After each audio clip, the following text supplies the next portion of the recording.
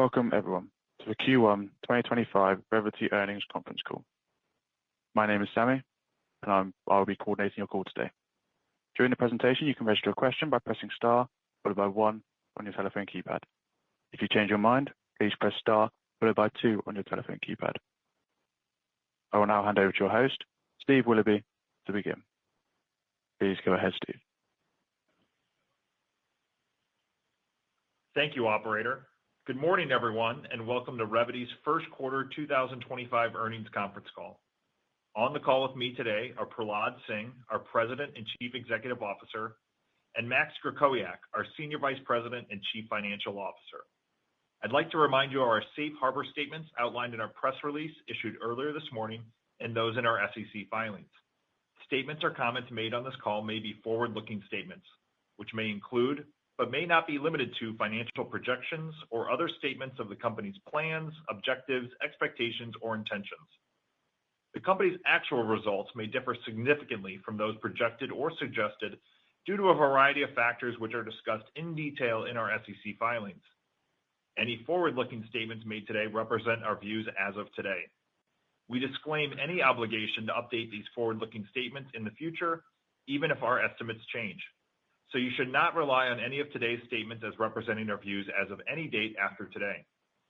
During this call, we will be referring to certain non-GAAP financial measures. A reconciliation of the measures we plan to use during this call to the most directly comparable GAAP measures is available as an attachment to our earnings press release. I will now turn it over to our President and Chief Executive Officer, Prahlad Singh. Prahlad?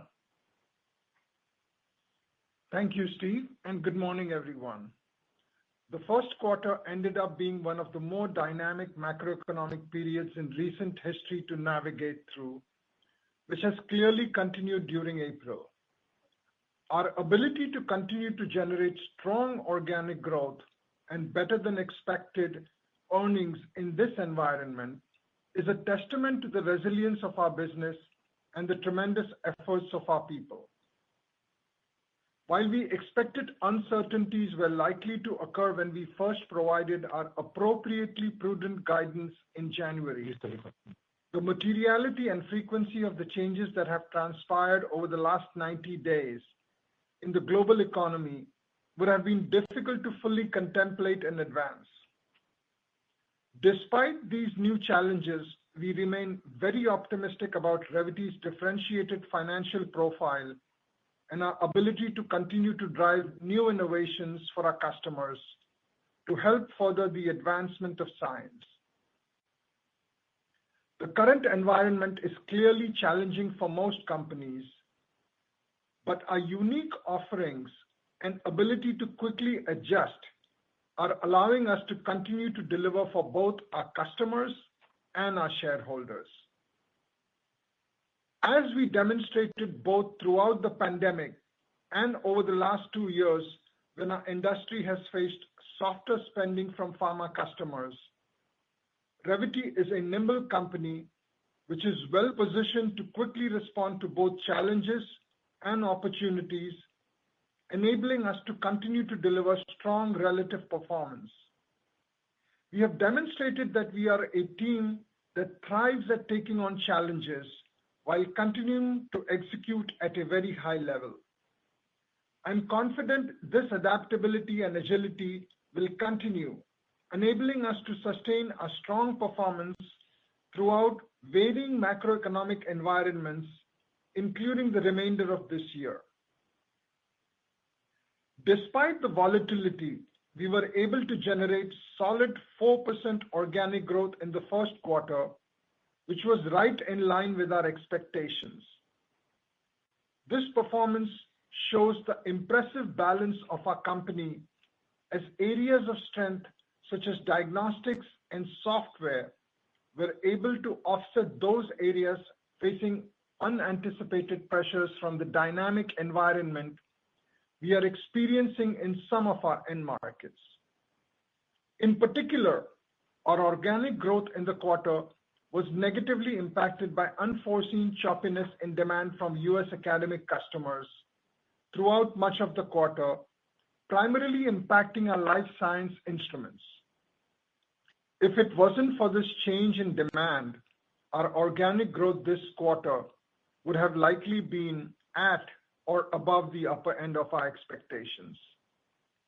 This solid top-line performance was again combined with appropriate operational management, which led to adjusted EPS in the quarter of $1.01, solidly above our 93 to 95 cents expectations. In addition to strong income statement performance, we yet again had great results with our cash flow and balance sheet management. In the quarter, we delivered 97% free cash flow conversion of our adjusted net income and were again able to aggressively deploy this cash by repurchasing our shares. We bought back 154 million of our shares in the quarter, resulting in an outstanding share count exiting the quarter of 119.4 million. As we entered 2Q, we remained opportunistic and have been able to continue our repurchase efforts. I would highlight that we have now repurchased more than 7 million shares over the last 2 years, which represents a 6% decline in our total shares outstanding since we became Revvity in mid-2023. From an end market perspective, we have continued to see stabilized lab activity from our pharma and biotech customers as their headcount reductions and restructurings have plateaued over the past several quarters. While instrumentation continues to remain pressured, in part because of the recent academic uncertainties, we did see continued year-over-year growth in our reagents again this quarter. We also continued to see strong demand for our resilient diagnostics franchise, which grew 5% organically in the quarter. As highlighted in the past calls, our specialty diagnostic businesses have strong and durable underlying market growth drivers that are more immune to changes in the macroeconomic environment. Consequently, we continue to believe this segment of our company is already largely back to normal following the swings in demand during and following the pandemic. A great example of our unique diagnostic businesses being at the forefront of scientific innovation is our recent announcement of our expanded alliance with Genomics England to further drive research into newborn genomic sequencing in England. Under the new agreement, Revvity will now provide DNA sequencing services to screen newborns for rare genetic conditions, building upon our existing collaboration for DNA extraction services. This integrated end-to-end solution, supported by our localized lab facility, will accelerate the screening process and advance newborn health as part of the Generation Study. Genomics England's landmark initiative, which aims to screen up to 100,000 newborns for over 200 rare genetic disorders. This collaboration strengthens our position as a leader in newborn genomic sequencing and sets a standard for future programs. We are proud to contribute to this critical program by delivering timely and reliable sequencing data to support newborn health in England over the next several years. I'm also proud that earlier this month, we secured FDA approval for a more automated platform that is integrated with our T-Spot latent TB test. This combination, which was initially launched outside the US late last year, allows laboratories to enhance productivity while maintaining superior clinical performance in latent tuberculosis detection. This milestone marks a significant advancement in the fight against TB, providing a faster high-throughput solution that delivers accurate diagnostic results to support timely treatment and containment both in the US and globally.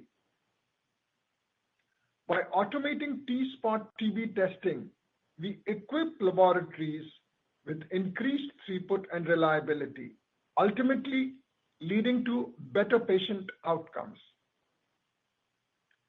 Considering the US market represents slightly more than half of all latent TB tests performed globally, this is an important launch in the most important market in the world for latent TB testing. I'm excited to see this new offering in the US ramp up over the coming months and quarters. I now want to take a minute and shine a spotlight on our fantastic Signals software business, which I think does not garner the appreciation from the investor community that it should. This business, which represents approximately 8% of our total revenue, grew slightly more than 20% organically in the first quarter, and we expect even stronger growth for it in the second quarter. This performance positions Signals to deliver another year of strong double-digit growth overall. In addition to the commercial execution, it was also exciting to see the launch of our new Signals One offering earlier this month. Signals One is a newly reimagined version of the core Signals data platform, an all-in-one solution designed to manage data across our customers' scientific workflows with new and expanded AI capabilities. This offering builds on our new product launches last year of Signals Clinical and Signals Synergy, which are off to strong starts in their first year on the market. Looking ahead, Signals continues to have a very promising new product pipeline with the upcoming launches of Labgistics and additional biologic-related offerings, which we expect to bring to the market in the coming quarters. It was also great to secure a recent court ruling in our favor to ensure uninterrupted access and business as usual for our Spotfire customers for many years into the next decade. Finally, it was encouraging to see a recent sale transaction announced for one of our key competitors in this space, which reflects the tremendous value and capabilities our offerings provide to our customers.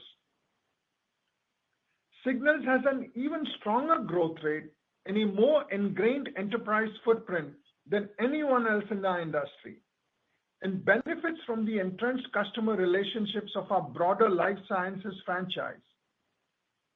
By leveraging our internal R&D capabilities to provide unique and responsive assistance for new product development and capitalizing on our broader pharma and customer relationships along with favorable market trends, Signals is in a great position to continue to generate very strong results for a very long time in the future.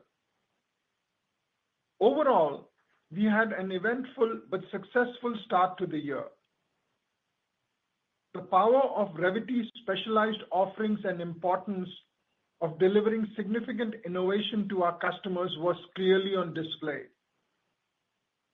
As we have shown during periods of disruption over the last few years, we have a unique capability to navigate these unforeseen challenges and continue to execute.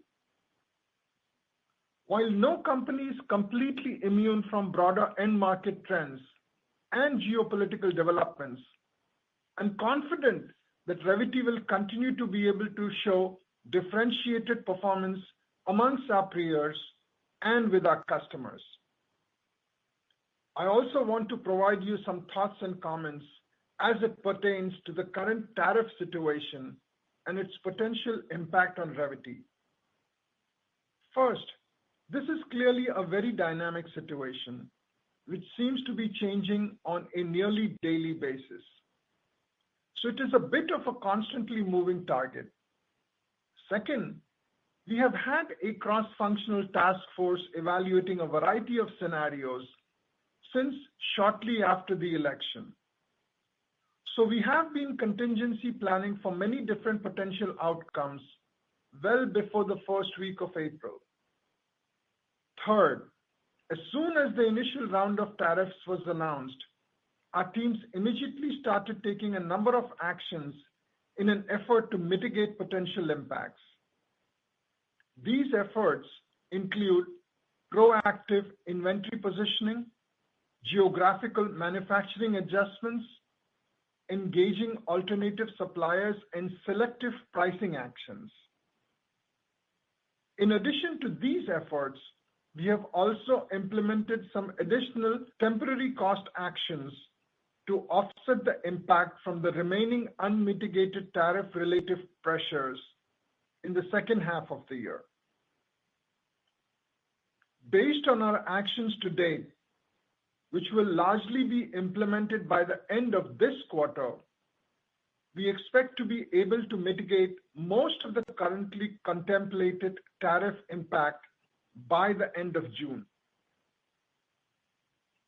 Consequently, while we foresee a headwind from the current tariffs here in the second quarter, we expect we will have largely offset their impact on our 2025 results by the time we enter the second half of the year and will work to minimize any lingering effects in the future years. While Max will provide more details in a bit, based on the current tariff situation, if we would not have taken any actions, we would expect to see a gross impact of approximately $135 million this year to our adjusted operating income. However, based on what we know today, with the aggressive actions we are taking, we expect to be able to mitigate the vast majority of this potential impact. We currently expect the net impact from the current tariff situation will negatively impact our adjusted operating margins by approximately 60 basis points this year.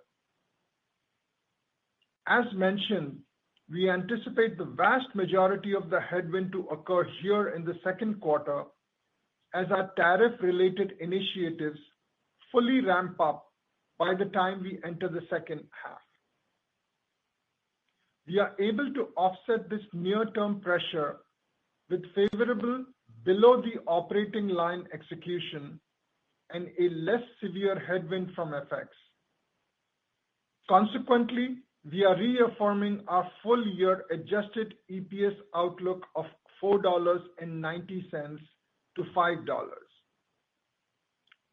In a sign to the uniqueness and durability of our business, we are also reaffirming our full-year organic growth outlook of 3 to 5%, as the academic and instrumentation headwinds we are now factoring in for the remainder of the year are offset by even stronger expected performance from our software business and increased growth in reproductive health due to recent commercial partnership successes.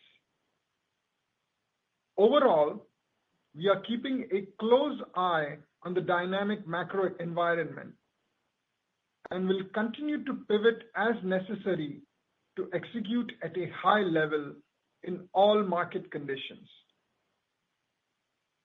Revvity was built to thrive during periods such as this, which will only make us even stronger once the current macro uncertainty subsides. With that, I will now turn the call over to Max. Thanks, Prahlad, and good morning, everyone.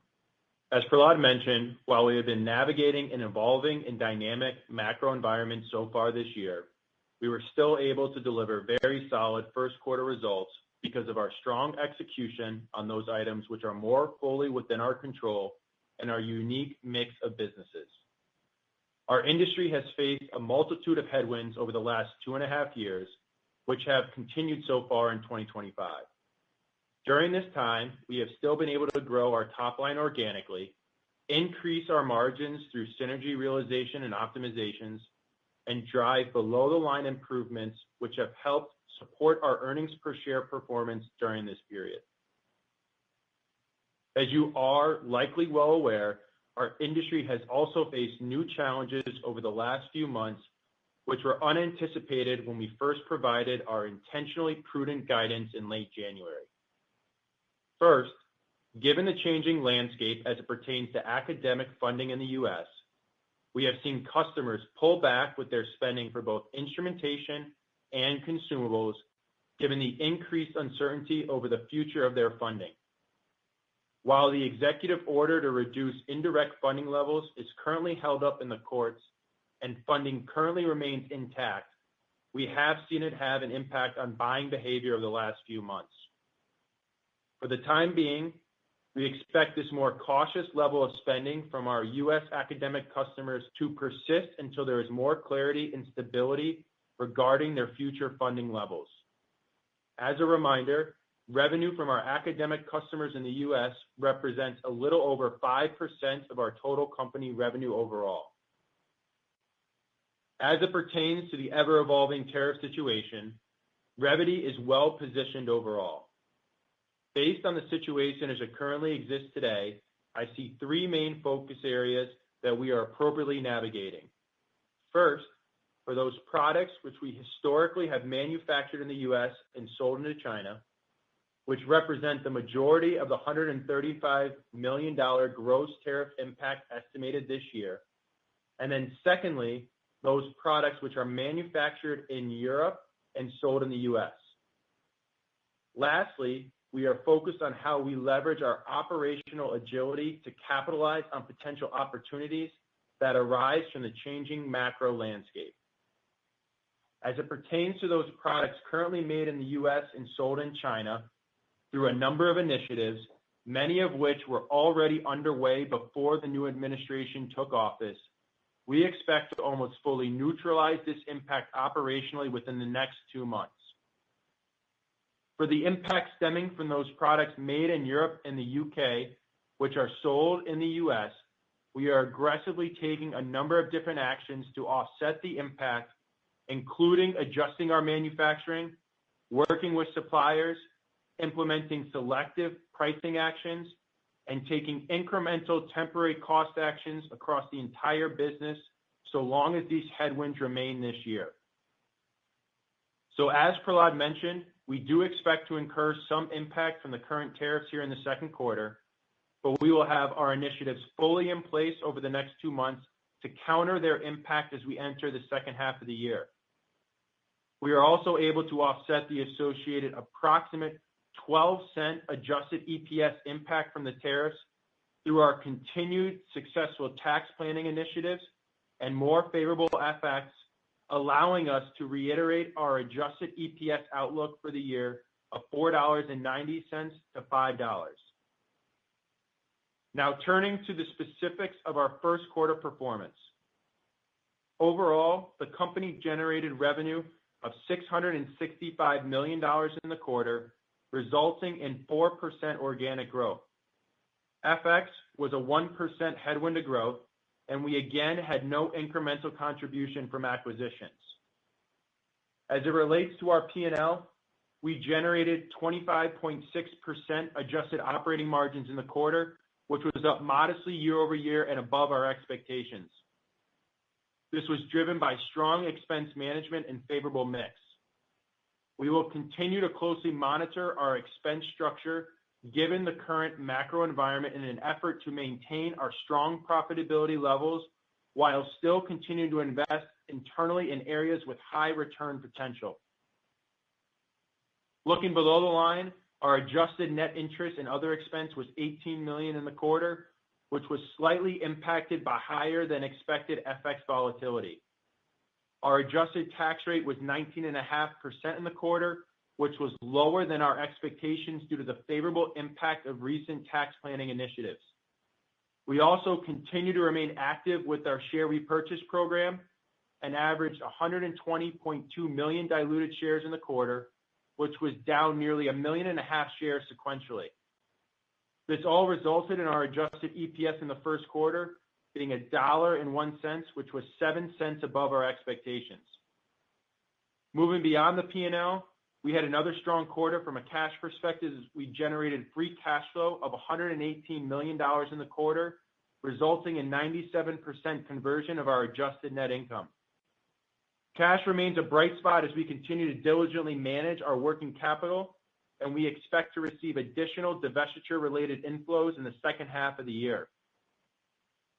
As I mentioned regarding capital deployment, we have stayed active so far this year with our buyback program as we repurchased $154 million worth of shares in the first quarter and have continued to remain opportunistic during these periods of increased uncertainty, given our confidence in our long-term potential. As it relates to our balance sheet, we finished the quarter with a net debt to adjusted EBITDA leverage ratio of 2.4 times, with 100% of our debt being fixed rate, with a weighted average interest rate of 2.6% and maturity out another 7 years. As we evaluate capital deployment, we will continue to remain flexible in order to capitalize on the highest return opportunities while maintaining our investment-grade credit rating. I will now provide some commentary on our first quarter business trends, which is also included in the quarterly slide presentation on our investor relations website. The 4% growth in organic revenue in the quarter was comprised of 2% growth in our life sciences segment and 5% growth in diagnostics. Geographically, we grew in the mid-single digits in both the Americas and Europe, while Asia grew in the low single digits, with China also growing low single digits. From a segment perspective, our life sciences business generated revenue of $340 million in the quarter. This was up 1% on a reported basis and 2% on an organic basis. From a customer perspective, sales to pharma biotech customers grew in the low single digits, whereas sales into academic and government customers declined in the low single digits in the quarter. Our life science solutions business declined in the low single digits in the quarter, with continued declines in instrumentation offset by solid growth in reagents. Our Signal software business was again a highlight in the quarter, as it was up a little over 20% year-over-year organically. The business continued to perform well from an ARR, APV, and net retention rate perspective as well, with all metrics at or slightly above full-year levels from last year. In our diagnostics segment, we generated $324 million of revenue in the quarter, which was up 3% on a reported basis and 5% on an organic basis. From a business perspective, our immunodiagnostics business grew high single digits organically during the quarter, which was in line with expectations. The business continues to perform well as its strong growth this quarter was driven by continued strength in the Americas and solid uptake of recent menu expansions. Our reproductive health business grew low single digits organically in the quarter. Newborn screening continued to perform well and grew high single digits globally, which was driven by outstanding operational and commercial execution, given continued headwinds from global birth rates. In regards to China specifically, we had low single-digit organic growth overall in the first quarter, which consisted of a decline in life sciences offset by high single-digit growth in diagnostics. Stimulus was not a significant factor on our business to start the year, as instrumentation in the region remained pressured. Looking ahead, we are only assuming a modest amount of stimulus over the rest of the year, coming from programs which have already been announced and are currently being dispersed. I now want to provide some additional color as it pertains to our updated outlook for the full year. As mentioned, we are reaffirming our organic growth outlook for the year of 3 to 5% growth, but with a slightly different composition than we had previously assumed. First, we are now factoring in slower demand from our academic customers, particularly in the U.S., which is largely impacting our instrumentation, but is also having some impact on the demand for our reagents as well. This slightly slower assumed growth for the full year in our life science solutions unit is resulting in a 100 basis point headwind to total company organic growth for the year. However, this headwind is being fully offset by even more robust expected growth in our software business and stronger performance in reproductive health, given the recent success of a number of commercial partnerships coming to fruition. This resiliency speaks to the uniqueness of our company and our ability to continue to generate differentiated financial results throughout varying macro environments, as well as our appropriately prudent initial outlook to start the year. With the weaker dollar impacting FX, we now anticipate our revenue this year to be in the range of $2.83 to $2.87 billion. Moving down the P&L, we now expect our adjusted operating margins to be in the range of 27.9 to 28.1%, which is down 60 basis points from our prior outlook due to the tariff-related pressures we expect to incur predominantly in the second quarter. This impact equates to an approximate 12-cent headwind to our full-year adjusted EPS. If the tariffs were to subside in the coming months, we would likely look to maintain most of our new manufacturing footprint flexibility while rolling back the majority of the temporary belt-tightening actions we are currently taking.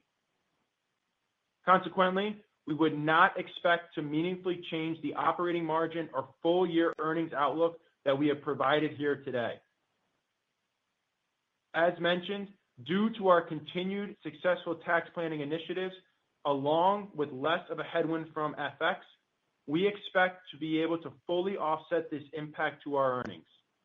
We now forecast our adjusted tax rate this year to be 19%, our net interest and other to be approximately $75 million, and an average diluted share count of approximately 119 million. This all results in our adjusted earnings per share for the year expected to continue to be in the range of $4.90 to $5. Regarding our outlook for the second quarter, we anticipate organic growth to be in the positive 2 to 4% range, resulting in total expected revenue in the range of $700 to $715 million. We anticipate our below-the-line items in the second quarter to be fairly similar to those we just reported for the first quarter, with an approximate 119 million average diluted share count. We expect this to result in our adjusted EPS in the second quarter to be in the range of $1.13 to $1.15. Overall, we had a strong start to the year as we were able to overcome a number of unforeseen challenges.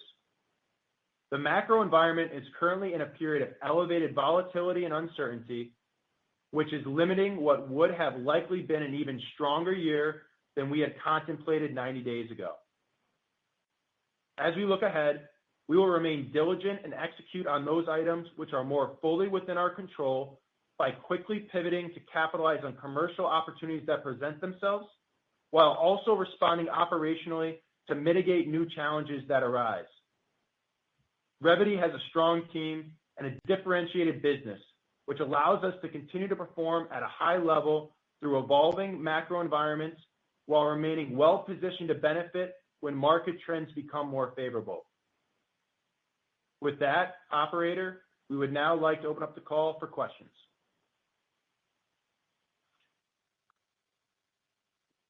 Thank you very much. To ask a question, please press star followed by 1 on your telephone keypad. If you change your mind, please press star followed by 2. When preparing to ask your question, please ensure your device is unmuted locally. Our first question comes from Patrick Donnelly from Citi. Your line is open. Please go ahead. Hey, guys. Thanks for taking the questions. Maybe one, not surprisingly, start off on the tariff side. Can you guys talk about that piece, the U.S. into China? It sounds like $135 million gross impact. You're going to neutralize that, I think you said, within 2 months. Can you talk about, first, what those products are, what you guys are doing to shift around and offset that, and just how you're able to do it so quickly? I mean, other companies are talking about a far longer timeline to shift around some manufacturing footprint or get around some of that U.S. to China. So we'd love to just talk through what you're doing, what those products are, and the confidence level you can contain that into 2Q. Hey, Patrick, good morning. Let me start, and then Max will chime in. As we mentioned in our prepared remarks, we didn't start this in April, right? We started this just right after the election, and the process of moving products, building redundancy in our supply chain, and ensuring product availability into China specifically has been an ongoing exercise for us over the last few months. And then that's why sort of we have built that resiliency in our supply chain. Max?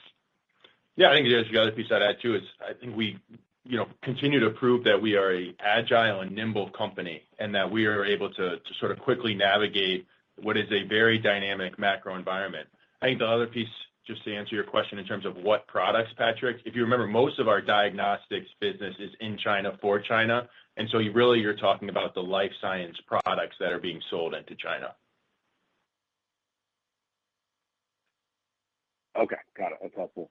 And then maybe the life science solutions guide, Max, I know you talked a little bit about the moving pieces there. I think overall that segment was low single previously. Sounds like instruments moved lower, software maybe a little higher. I think software was low double before. Can you just talk through the moving pieces there? And then the reagents, you mentioned the academic pieces maybe a little bit affected. I believe that was kind of a 3 or 4% growth guide before. Can you talk about that piece, what you're seeing, academic versus biopharma? Would love to just break down that segment a little bit. Thank you, guys. Yeah, sure. So I think when you look at the life sciences guide overall for the full year, it does remain unchanged, mostly from what we had said 90 days ago, maybe a little bit slightly lower. Remember, in life science solutions now we have two components. You have the life sciences solutions business, and then you have our software business. I think as we mentioned in our prepared remarks, on the life science solution side, instrumentation is more pressured versus our assumption 90 days ago. I would say on the reagent side, we still are expecting solid growth for the year, albeit maybe a little bit slower on the pressure from academic and government, but still solid growth for the year. And then I think on the software side, that's where you're really seeing the majority of the offset, where we are now expecting stronger growth versus the low double digits we had assumed 90 days ago. Appreciate it, guys.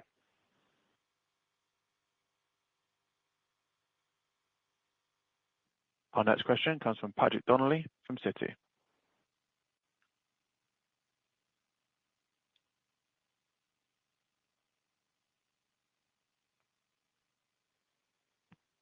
Sammy, Patrick just asked this question. If we can move on to the question. Thank you. Apologies. Our next question comes from Dan Brennan from TD Cowen.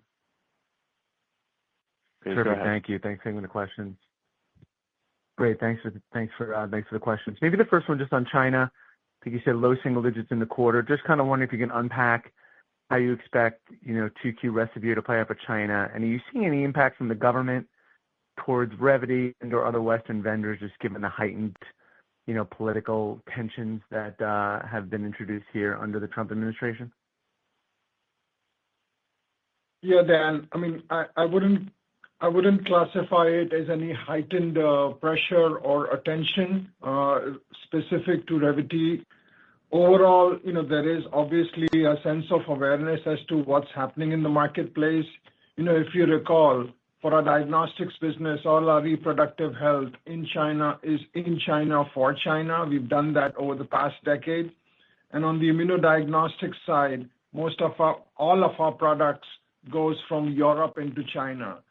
So we pretty much have had that in place for a period of time. And on the life sciences side, to Patrick's question, as Max mentioned earlier, that's the one where we have been working over the last few months to ensure that there is supply chain redundancy in market to ensure that we have a smooth supply of products into China on the life sciences side of the business. Yeah, and just to add from a numbers perspective, Dan, I think as we look at China for the rest of the year, our expectation for the full year is positive low single digits growth in China. Life sciences, we expect to have a slight decline year over year. And then on the diagnostic side, we are anticipating roughly mid-single digit growth. So not too much change from our previous assumptions. Got it. And then maybe just a follow-up to the first question, just maybe unpacking a little bit more of the changes. So just kind of doing the math. So for U.S. academic and government, you guys said 5% of revenues. What's kind of baked in now for the year from that front? And on the flip side, you talked about a positive offset being reproductive health and these new partnerships. Just wondering if you can unpack that a little bit and kind of what's changed on the outlook on that front. Thanks. Yeah, so I guess first on the academic and government expectations, we don't guide by end market Dan, but we are factoring in now the slower expectations from academic and governments, particularly in the U.S. I think, as you look at the full year overall, right, we've baked in about 100 basis point headwind from the academic and government customers, and that's being offset half by our software business and then half by our reproductive health business. I think on reproductive health in particular, we've mentioned the extension or expansion of the contract in partnership with Genomics England. And then, as you saw from the first quarter results, newborn screening continues to perform well globally.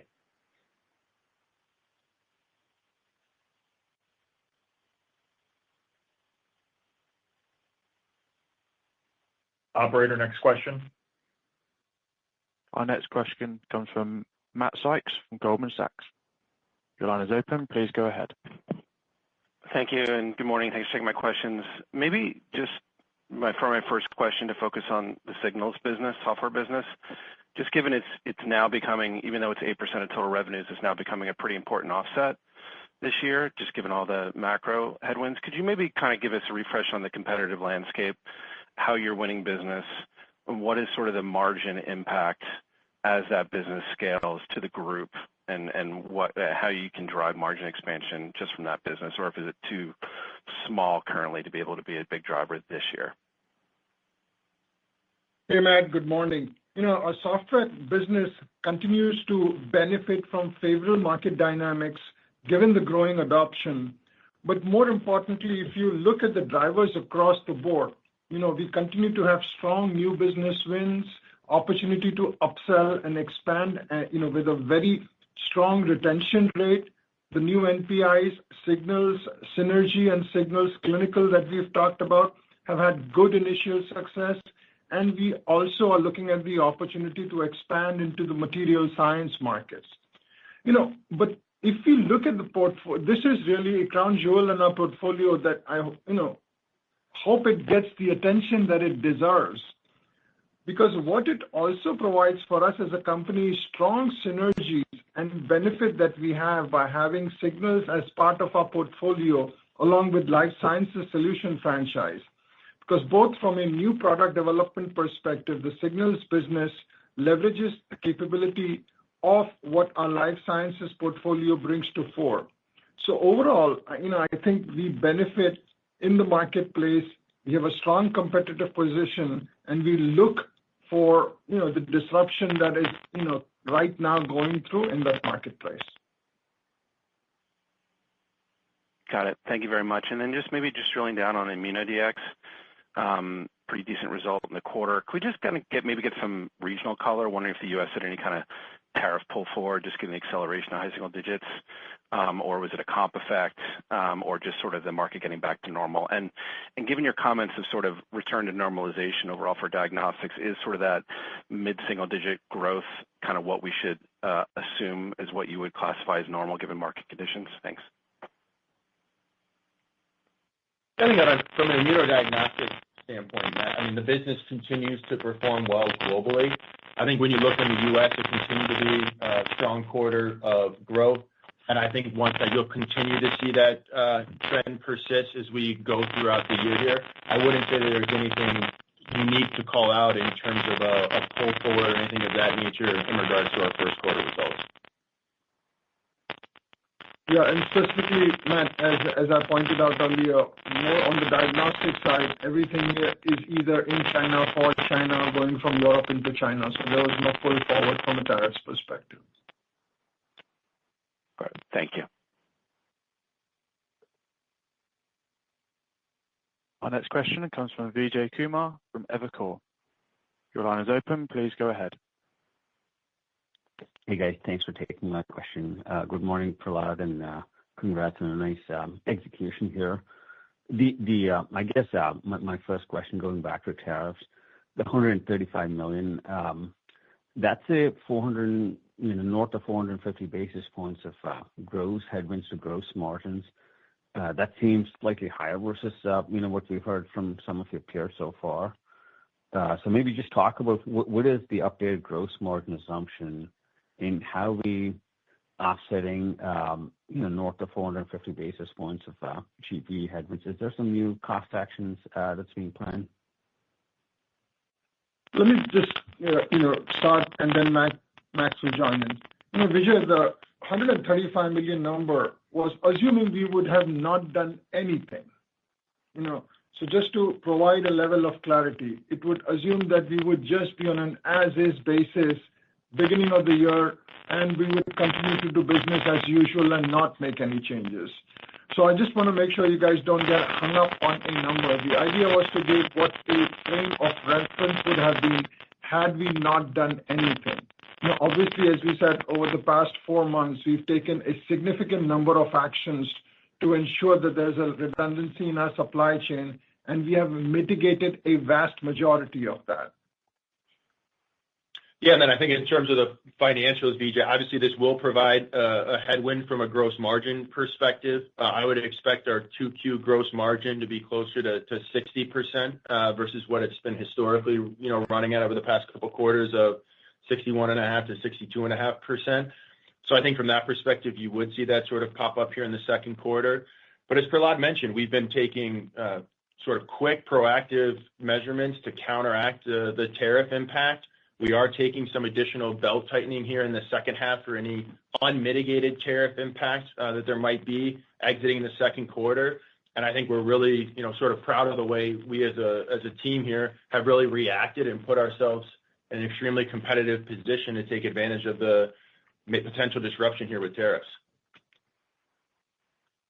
That's helpful, Max. Maybe Prahlad, one on pharma. I know you don't guide by the end markets, but we've been getting some questions on potential perhaps R&D to slow down here. What is can you just remind us what is pharma as a percentage of total company revenues? And where is this exposure? Is this R&D versus clinical? And what trends you're seeing from your customers? What are customers telling you right now? Yeah, Vijay, just let me give you a sense of the broad trends. Again, most of what we sell and our captive audience continues to be on the preclinical side still, right? And as we pointed out in our prepared remarks, we continue to see stabilization, I would say, on the reagents side of the business, and the impact of what we've seen quarter over quarter has continued to be sustained. The question, Max, highlight on the numbers. Yes. In terms of the overall exposure for pharma biotech, it's roughly 35% of total company revenue, Vijay. Fantastic. Thank you, guys. Our next question comes from Catherine Schulte from Baird. Your line is open. Please go ahead. Hey, guys. Thanks for the questions, and thank you for the very clear messaging around tariffs. It's been very helpful. Maybe just on that topic, as we think about the mitigation actions you guys are taking, any way to kind of quantify what's coming from changing manufacturing versus cost actions versus pricing, or just kind of a general thought around those pieces? Thank you. Yeah, I would say as you look at the sort of the mitigation of, again, the gross $135 million tariff headwind, the majority of the offset there, I would say, is actually on the supply chain side and changing a little bit how we do our manufacturing, Catherine. I would say that takes care of, roughly 75-80% of the number. I would say the remaining portion of it is a combination of, either changing out suppliers or passing on selective pricing actions. And then, as we've mentioned, there is a little bit of additional belt tightening here on overall expenses in the second half of the year. But again, the vast majority is really around the supply chain manufacturing. All right, great. Thank you. And then you mentioned latent TB in your prepared remarks. How much of that business is tied to migrants and immigrants, and any concerns just given some of the actions taken by this administration? Yeah, great question, Catherine. I think as you look at the latent TB market, again, if you remember where we play from a TB perspective, we are more heavily indexed to outside the U.S. It is a strategic initiative for us to become more focused in the U.S., which with the recent announcement around the automated workflow, we expect to start to gain more traction in the U.S. So from that standpoint, if there is any noise around the immigration in the U.S. in particular, it's not something that would have a material impact on us as a company overall. Great. Thank you. Our next question comes from Dan Arias from Stifel. Your line is open. Please go ahead. Hey, good morning, guys. Thank you. Prahlad or Max, on the signals business, which sounds like it's doing pretty well right now, what kind of step down should we assume in the back half of the year? You know, it seems like you're north of 20% for the first half of the year, so you could move down to a mid-single digit level and you'd still be in the mid-teens range by just some rough math. So how should we think about the full year for signals? And I guess longer term, just given the trajectory of the business and how confident you sound in it, is there a potential upside to, I think, the 9 to 11% that you laid out at the analyst day for the LRP there? Thanks. Yeah. Hey, Dan. So I think as we mentioned in the prepared remarks, we are incredibly excited about the performance of our signals business. It's an incredibly strong first quarter. We expect the rest of the year to be strong. When you look at it from a financial perspective, I would say the second half is still going to be strong, sort of double-digit growth here. I think for the full year, it's probably closer to, upper teens level from an organic growth standpoint. In terms of your question on the LRP, I think we've been, appropriate in our expectation over the long term of how we expect this business to perform. I think as we've mentioned, there can be some ebbs and flows within a given year. But again, in the metrics that we really look at from a software perspective around, our ARR, the net retention rate, what the APV growth is, the business continues to perform extremely well. And we believe that this portfolio is a real differentiator for us as a company.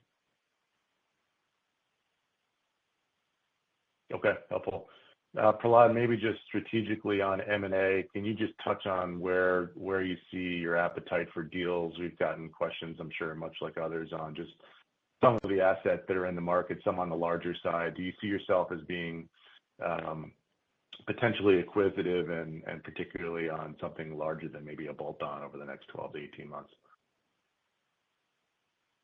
Yeah, Dan, as a practice, we don't comment on any particular deal, whether we have an interest on it or not. But as a company, as you've seen and observed, we continue to evaluate, areas of investment, both organically and inorganically. I mean, over the past 3.5 years since the BioLegend acquisition in 2021, we've been mostly organic in nature in terms of our investment, but we have a very, active and a fertile pipeline. But I think the more important part is post the portfolio transformation, we really don't need M&A to be financially successful. We have a strong organic profile now, which may not have been the case pre-transformation. So we feel really good with what we have today. Okay, thank you. Our next question comes from Dan Leonard from UBS. Your line is open. Please go ahead. Thank you very much. First question on China. I appreciate that you've been planning countermeasures since the election on the tariff front, but can you help me better understand how you're managing the reagent exposure specifically? Having just toured BioLegend, it doesn't seem like that's something you could spin up locally in a short period of time. Well, Dan, I'm glad you asked that question, but that demonstrates the agility of our company. I can tell you with a high degree of confidence that we have been able to do that, and we have mitigated that by having availability of product into China, not from the US, for all our reagents and instrumentations. That speaks volumes to the redundancy in our supply chain that we have put in place and the agility that this company has been able to do, and hopefully the execution around that you guys have observed since the portfolio transformation. Understood. Thank you. And then a quick follow-up on the signals business. Can you give us an update on your conversion to a SaaS model? And is it safe to assume that the progression towards SaaS has reverted a bit given the magnitude of the growth you just reported and expect for the full year? Yeah, hey, Dan. In terms of the overall SaaS journey, I think it continues to be going as planned, and we continue to make good traction in the conversion. roughly, we're probably at about a third of the portfolio now has been converted to SaaS. In terms of the dynamics within specifically 2025, there is still a piece of the portfolio that is still on-prem. And so that is some part of the revenue performance here in 2025. But again, as I mentioned, organic growth is just one of the metrics that we really look at in terms of the overall Signals business. I think the metrics, again, around the ARR growth, the net retention rate, and the annual portfolio value growth are really the metrics that focus on the underlying performance of the business, and those continue to perform well. And so from that regard, I wouldn't say anything in terms of a change in our customer behavior. It's really been as planned for the Signals business and continues to outperform. Appreciate that. Thank you. Our next question comes from Luke Sergott from Barclays. Your line is open. Please go ahead. Great. Thanks, guys. Actually, want to ask a little bit of longer-term question here. I appreciate the moving manufacturing around for the tariffs here in 2Q and avoiding that. But, as you think about your operating margin potential here longer term, this is one of the better selling points of the story. So, are the investments that you're taking now, does that kind of in the shifting of the manufacturing, does that potential, put any pressure or inability to hit those longer-term margin targets, or maybe even kind of accelerate that, make it better? Just kind of walk through, the puts and takes on that. Yeah. Hey, Luke. In terms of the LRP and our operating margin expectations, I would say those are largely remain unchanged. I think when you go and look at, the 75 bips of operating margin expansion that we're calling out as a company long-term, the breakdown of it is 25 bips from the gross margin line and 50 bips from the operating margin line. That 50 bips from the operating margin line is really around the SG&A volume leverage, as our growth does not really need a significant amount of investments from an SG&A perspective. And so nothing about the tariff situation really changes that algorithm. I think in terms of the, additional redundancy costs, I don't think it's meaningful enough for us long-term where that's going to create a headwind to our operating margin targets. As you mentioned in your sort of opening comments there, we think our operating margins over the long term will continue to be a bright spot and differentiator for us as a company. Awesome. And then last on the repro side, it was up low singles off of a high single, second half growth. And then you have, the year of the dragon, you had strong prenatal in that second half. You think a little bit more coming into the neonatal. Just talk about the various dynamics that you're seeing there and kind of the outlook for repro for the year. Yeah, I think as you look at reproductive health for the full year, Luke, I would say there's really two things. One is that we do have the expansion of the commercial partnerships, particularly with Genomics England that we mentioned in our prepared remarks. The second, dynamic and the largest piece of our reproductive health business is our newborn screening business. And I think it's been a consistent, strong performer over the past really 10 quarters or so in terms of really being able to outpace the global birth rates. And that's a testament to one, the geographic expansion, and two, the menu expansion, whether that's us coming out with new MPIs or getting additional states or government to expand their additional testing capabilities or additional menu that they're testing for. So in that regard, that business just continues to perform incredibly well. And so I wouldn't say anything has really sort of fundamentally changed there. It's just continued strong performance on newborn screening. And then you've got the expansion of the commercial partnerships. Great. Thanks. Our next question comes from Tycho Peterson from Jefferies. Your line is open. Please go ahead. Okay, thanks. Want to go back and visit the pharma instrument question. Just curious what you're assuming for the full year. Obviously, there's some concerns around pharma R&D cuts in response to tariffs. And then, there's obviously FDA plans to phase out animal testing. That's a long phase-in period, but you do have in vivo imaging. I think that's 25% of the life science business. You also have organoid offering cell imaging. So how do you think your portfolio is positioned longer term for that trend as well? Yeah. Hey, good morning, Tycho. I think, from our perspective, the way we look at specifically, as you called out, the in vivo offerings, it's usually, I mean, as you know, it's used in its early research stage, not late-stage safety studies, which this policy may, eventually impact.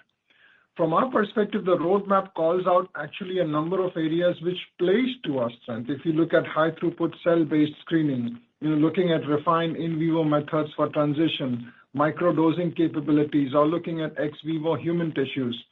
So actually, if you think of it, our focus, which is more around small rodents and not, in the monkey business, it really helps refine and reduce the larger animal experiments that takes place.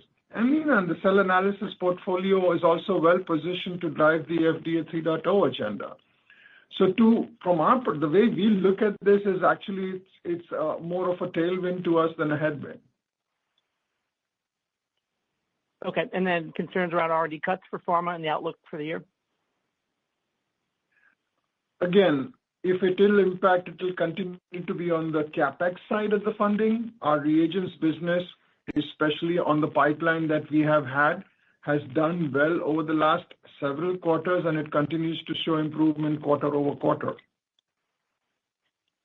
Okay, and then a follow-up on consumables. You were up, a lot of your peers were down. I guess, can you say whether that was price capture? Is it share gains? If so, where do you think you're pulling share on the consumable side? Yeah, I think it's always tough to speculate in terms of whether it's, share gain and others' results. And I think as we look at our portfolio and the things that are more within our control, we continue to focus on our product differentiation from a reagents perspective. We continue to focus on how we engage with our customers. And I think we continue to be pleased with the results of that business and our commercial execution.